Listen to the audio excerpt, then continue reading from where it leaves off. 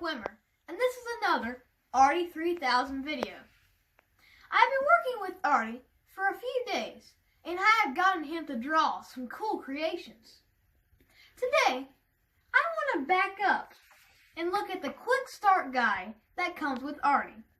Now, this is a big thing because setting him up is super easy. Teachers, educators, parents, grandparents, anybody could be worried about connecting Artie up to their Wi-Fi and all this huge mess of connecting him up. Well, if you can't connect your iPhone or tablet or anything to your Wi-Fi network, you can connect with Artie and start coding. Let's start by looking at the quick start guide here. I have it up on the screen to help, okay. So first we have put some batteries in. At this, we unscrew the screw and put the batteries in. Well, that's kind of easy, so I'm not going to show you how to do that. Otherwise, I'd be wasting time on this video just showing me how to put batteries in a robot. But okay, the next step is to open the door at the top and power him on. You should hear a little ch-ch with Artie. It's very subtle, but you can still hear it. And the light should be red. Now you close Artie's flap. Now, here's what we do over here. You go to your Wi-Fi settings. Now I'm on a Mac, so this will be different for Windows or anything. And you go to your Artie's Wi-Fi. You connect to it. Mine's loading here. Okay, and we're connected. Now, we're going to go to your web browser and go to local.codewithartie.com. Codewithartie.com. Enter. It says I'm not connected to the internet, but if you wait a couple minutes and refresh it a couple times, it will eventually come up. Okay. Sometimes if you move Artie a little closer, it helps better too. Okay, here we go. Okay, now you know how easy and quick and simple it was to set up Artie using this quick start guide. Now, those who were concerned can take a big sigh of relief. Now, when we connect to Artie, we look at the Artie UI. Let's go a quick overview of what's in there. So Artie UI stands for Artie User Interface. So first let's go over here to this top area right here. First we have Simulate. So when we flick this switch, we get this big huge grid. Now on this grid we have a little arrow. This arrow here represents Artie, and this big grid represents where he's going to go. This is a very good thing. So then, before you draw on paper, you can simulate what he's going to do. Hence the name, Simulate.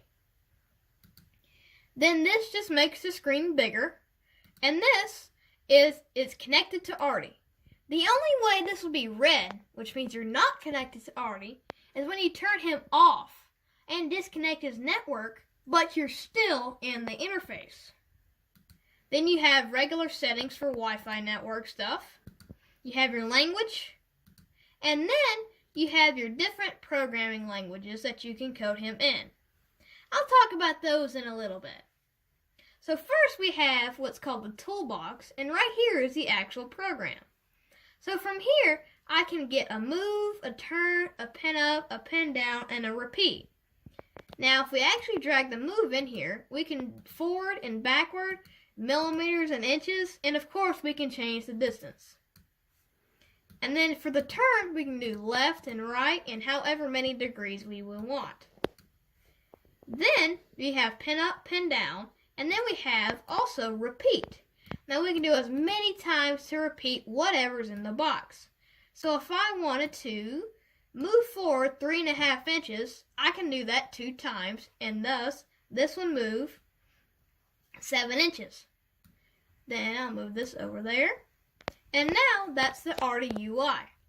Now down here we have the run button, the stop button, and this button right here clears the whole program. So for example, if I put the move and a turn and a pin up and a pin down, I don't know why you want to do that, but okay. And if I just hit clear, it clears the whole entire program. So now I'll go back to this button over here, where the different programming languages you can program him are. So first you have the Artie UI, which is what we're in. You have Blockly, which is similar to the Artie UI. It just gives you a lot more room to work with, because you have many different items to choose from just besides Artie. Then you have JavaScript, which is a programming language.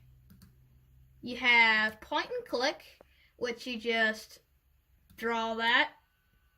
Oh, well, Artie's moving, but I'll talk about what's under him in a second. Then you have Python, which is another programming language, my absolute favorite. And you have remote control, which is you can just literally control him. Pin up, pin down, forward, backward, left, right. Of course, he's not moving. And then you have Snap, which is also very similar to that Blockly. Very, very similar. You just have also almost like a game right there. Then you have Calibration. That's not really a programming language. So now I'll just go back to the Artie UI for now. Now that we've gone over what the Artie UI and the different programming languages you can do with him, let's see if we can't draw something. So, first, we gotta learn how to put a marker in him. So, let's see if we can't do that. It's actually in the Quick Start Guide. Ta-da! So, to install his marker, you flip him upside down, and you place the marker Parker. This is what keeping him from moving when I did that point and click. Now, what this is when you set this right here, if we follow this, we can open up his flap, and then we can open the marker, and then we can put this through. Now, what they say to do is to make sure that this touches the marker Parker. What I like to do is I put my hand on the marker Parker and then push it down. So then the pin does not make the marker Parker shoot out of Artie. So, the marker Parker is therefore an alignment tool for the marker. But it's also a cap for the marker. So, as I was having it just sit here, it's almost like a stand as well. But the cap is where if you have the marker actually in there, then you can just put this marker Parker on there, and then if you pick up Artie, he won't make the marker right all over you or something. And then that just makes for almost a cap and a stand all in one. So now, let's see if we can't draw something with Artie. So, we'll put the marker Parker over here. And now, let's go into this file area. Now, I have a bunch of programs in here, but there's also preset ones, such as Artie Party artwork and all this right here. So if my computer wants to scroll down, we can go to... Whoops, it looks like I don't want to scroll down. So, I mean, we can draw a tic-tac-toe grid if we wanted to. So let's do that. Yes, I want to do that. Alright. So now we have this big, huge program in here. We have Artie in the middle. Now that's another big thing, because the way that these pre-programmed programs are made is so that Artie is in the middle and then he moves to his spot that he needs. So don't move him from the middle. Now, if we hit run, he should draw a tic-tac-toe grid. And here we are. He's drawing it so far. Well, not yet. And there he goes.